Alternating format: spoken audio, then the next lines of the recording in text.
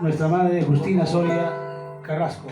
Hoy estamos cumpliendo, solamente, más que cumpliendo, mamá, para dedicarte nuestro cariño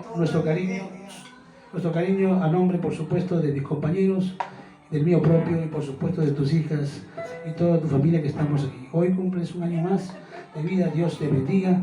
Te cantamos esta serenata como se canta en nuestra tierra, Arequipa, en Chuquibamba. ¿Sí? Son las 12 de la noche, hora de la serenata. Aquí están los tres errantes que han venido a saludarte por el día de tu santo. Aquí están los tres errantes que han venido a saludarte por el día de tu santo. Les deseo mucha suerte, brindando con copas llenas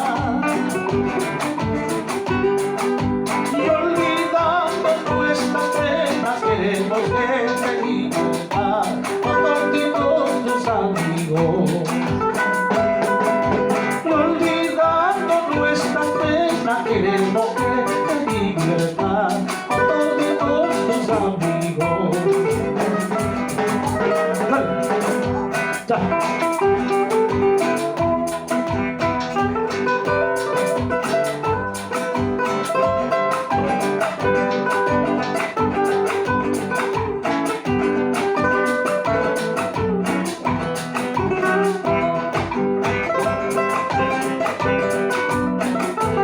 Una por la comunidad y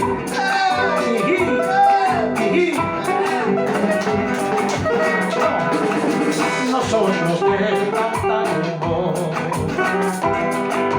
si quieres, toda la tarde,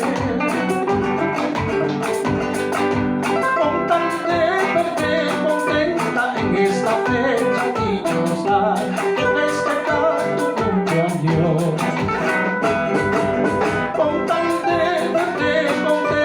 En esta fecha dichosa que festejar tu cumpleaños. Y cuando amanezca el día, nos iremos satisfechos de haber estado contigo en el día de tu santo. Salud, Justina, salud.